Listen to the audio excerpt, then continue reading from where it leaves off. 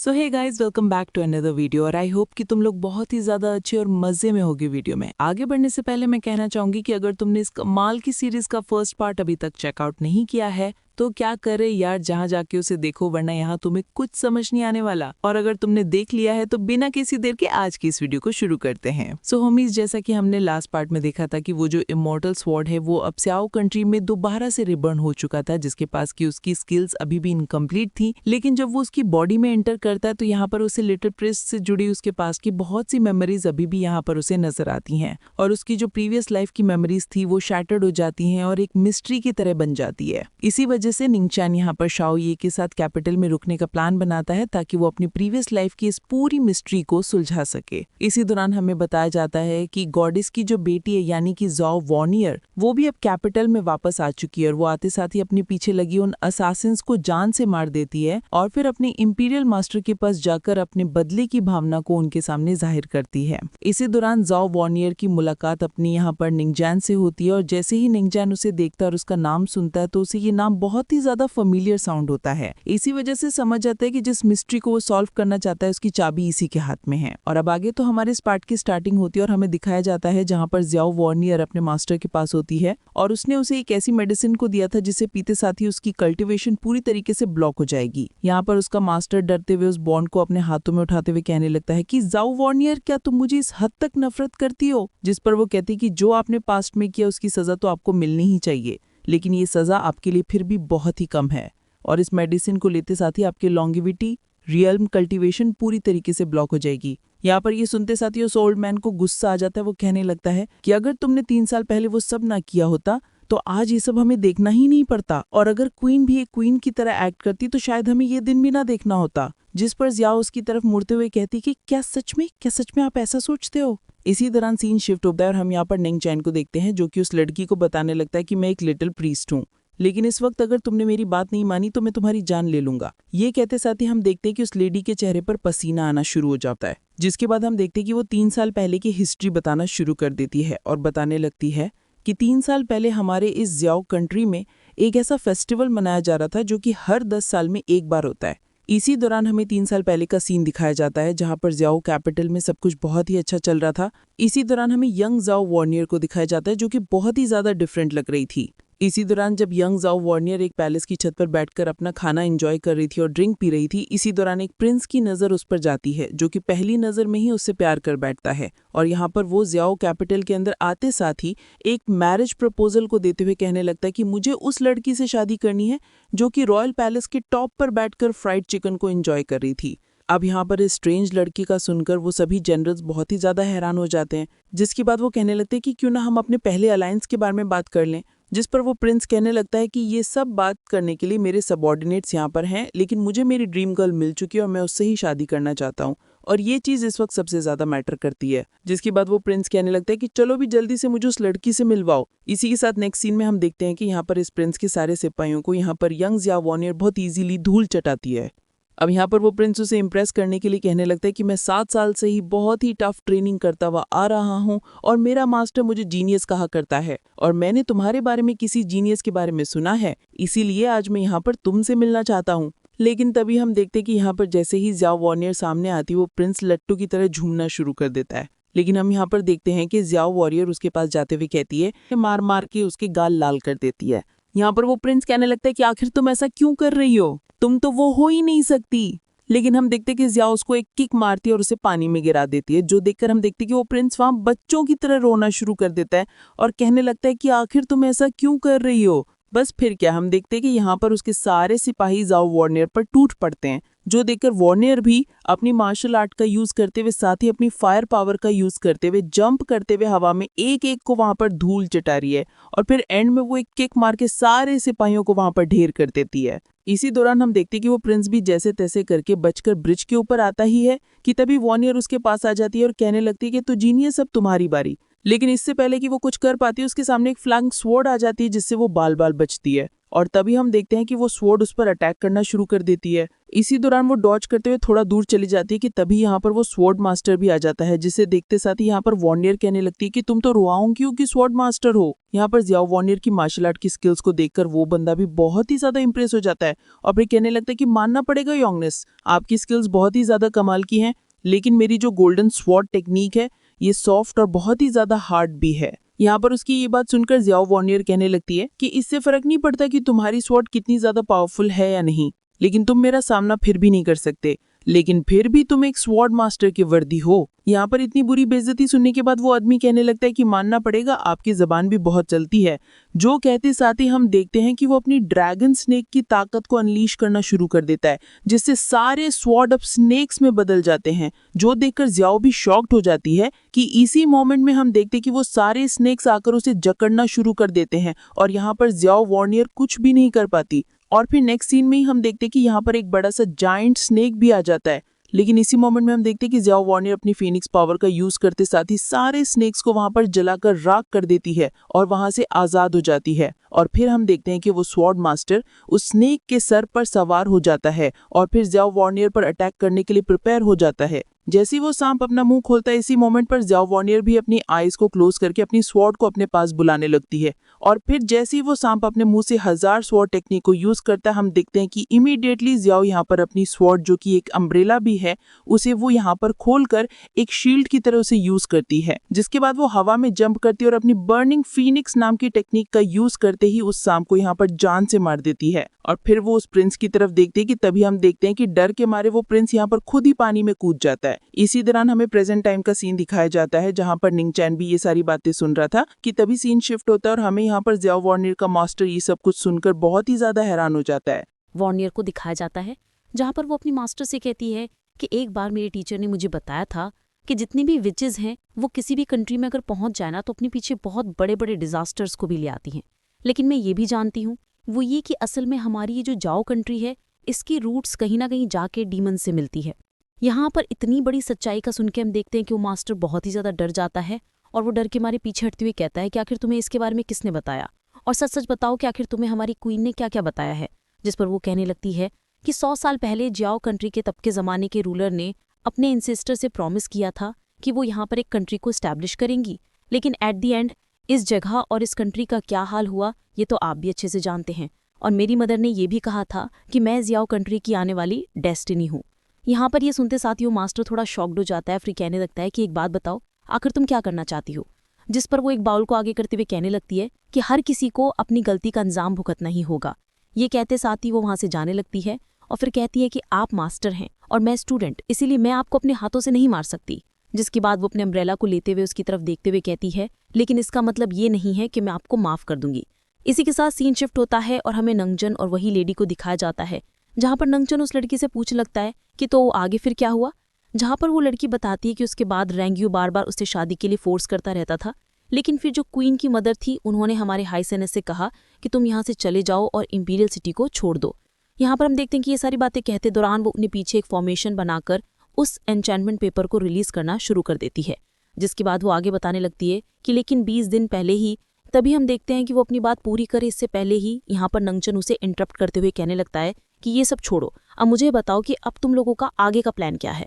जिस पर वो लड़की कहती है कि चाहे जो हो जाए लेकिन मैं कभी भी उन्हें धोखा नहीं दे सकती। ये कहते साथ ही वो सील को रिलीज करने वाली होती है कि तभी यहाँ पर नंगचन उसके करीब आ जाता है और कहने लगता है कि तुम्हें उसे धोखा देना होगा। जिस पर वो लड़की कहती है कि अगर मैं ऐसा ना करूँ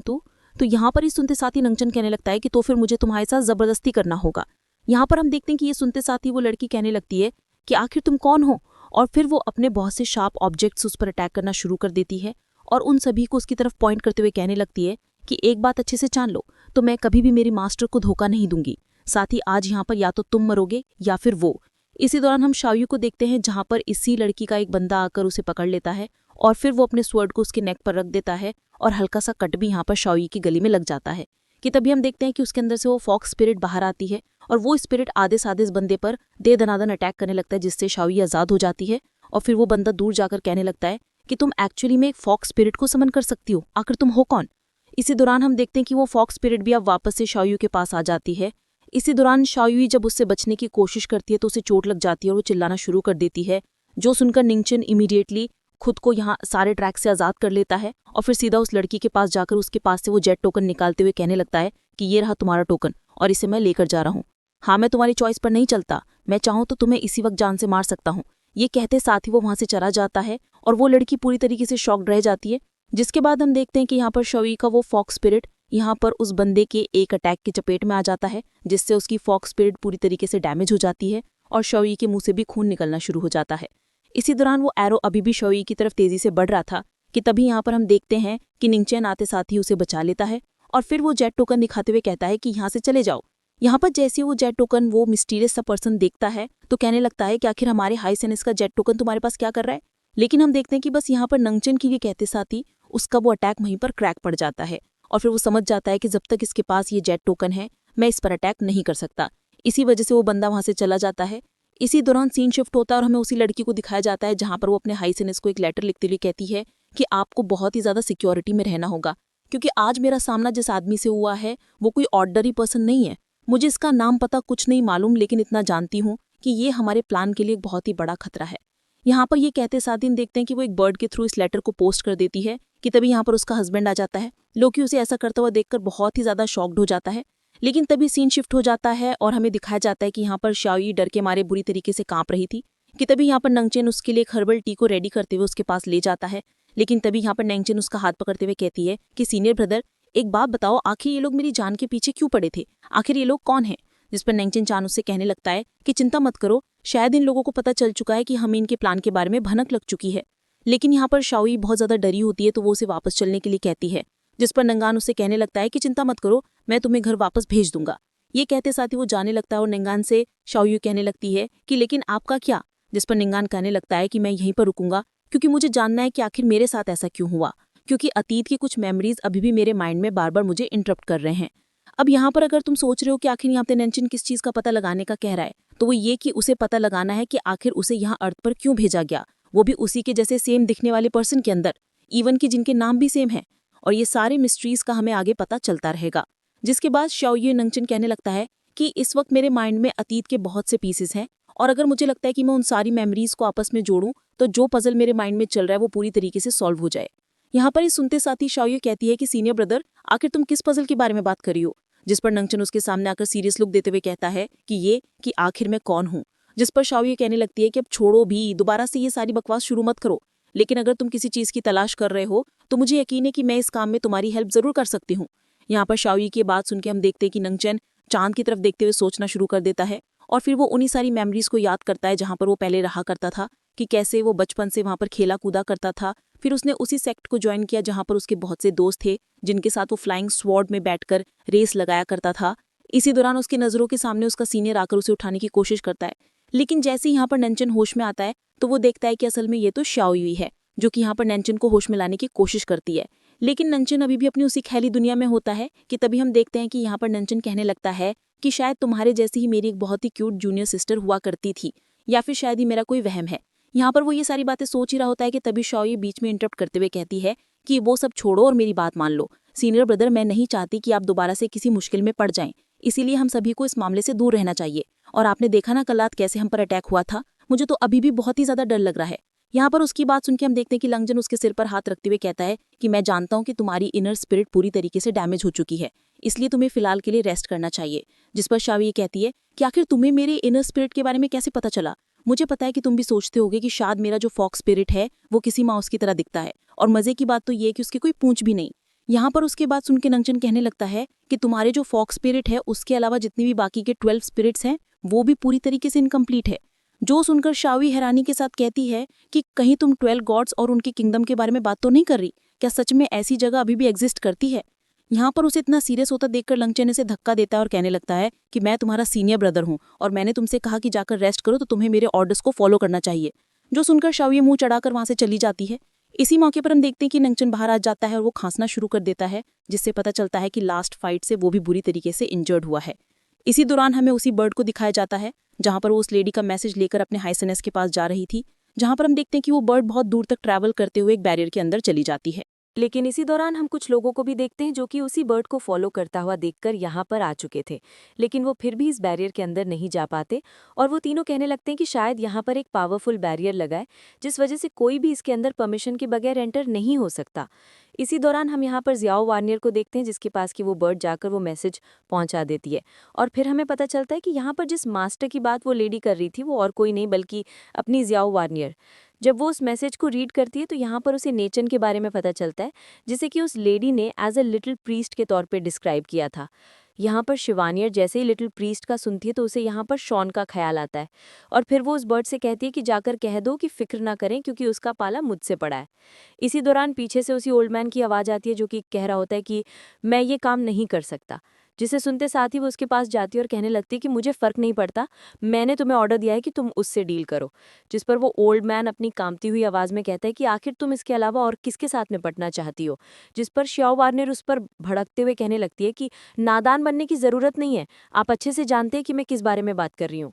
यहाँ पर ये सुनते साथ ही हम देखते हैं कि उस ओल्ड मैन को गुस्सा आ जाता है और वो अपनी पावर को एक्टिवेट करते हुए उस पर अटैक करने वाला होता है कि तभी उसके दिल में बहुत ही इंटेंस अमाउंट में एक पेन उठता है जिस वजह से वो लड़खड़ाते हुए ज़मीन पर गिर जाता है। जिसके बाद वो कहने लगता है कि मैंने बहुत सालों तक प्रैक्टिस की है, वो भी बिना किसी रिस्पॉन्सिबिलिटीज़ के, और मुझे यकीन है कि उसकी स्ट्रेंथ इस वक्त लॉन्ग ग्रेविटी सूत्रा के पीक तक पहुंच चुकी है। साथ ही इसके अलावा उसके पास और भी अदर बहुत से ब्लेसिंग्स हैं और मुझे डर है कि मैं भी उसका सामना नहीं कर सकता और जो तुम चाहती हो वो कभी भी नहीं हो सकता। जिस पर श्याओ वार्नियर अपनी स्वॉर्ड को उसके पीछे से लाते हुए कहती है कि जिसने भी हमारे साथ गलत किया है उसे उनकी कीमत चुकानी ही पड़ेगी और चिंता मत करो, जल्द ही वो वक्त आ जाएगा जब ये पूरी दुनिया चेंज हो जाएगी। इसी दौरान वो वहाँ पर अपने फायर फिनिक्स को बुला लेती है और फिर वो कहने लगती है कि मेरी बात याद रखना, बहुत जल्द एक ऐसा वक्त आने वाला है जो कि सब कुछ बदल कर रख देगा। इसी दौरान सीन शिफ्ट होता है और हमें उसी प्रिंस को दिखाया जाता है जहाँ पर उसका एक आदमी आकर उसे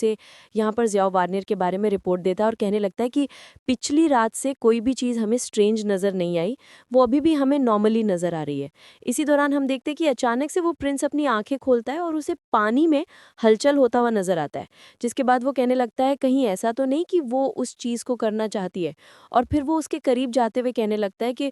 नहीं, ऐसा नहीं हो सकता क्योंकि इस पूरी दुनिया में किसी के पास इतनी हिम्मत नहीं कि वो ऐसा करने का कभी सोचे भी। कोई भी उस चीज़ को मास्टर नहीं कर सकता। इसी दौरान हमें यहाँ पर उसके एक प्लान के बारे में बताया जाता है जहाँ पर उसने 2 बहुत ही पावरफुल असैसिन्स को उसकी टीम के साथ यहाँ पर किसी को जान से मारने के लिए भेजा है। और फिर वो अपने सर्वेंट से कहता है कि एक बात का ख्याल रहे कि चाहे जो हो जाए लेकिन हमारी टाइमिंग मिस नहीं होनी चाहिए। इसी दौरान हमें उन दोनों असैसिन्स को दिखाया जाता है जो कि दिखने में बहुत ही ज़्यादा खतरनाक मालूम होते हैं। साथ ही हम देखते हैं कि ये लोग उसी बैम्बू फॉरेस्ट से होता हुआ जाओ कैपिटल की इंपीरियल पैलेस की तरफ तेजी से बढ़ रहे होते हैं। अब यहाँ पर ये किसे मारने के लिए आए हैं वो तो तुम समझ ही गए होगे। So that's it for today guys. I hope कि तुम सबको आज की ये वीडियो बहुत ही ज़्यादा पसंद आई होगी। अगर हाँ तो वीडियो को लाइक करना, चैनल पे नए हो तो सब्सक्राइब करना, और अगर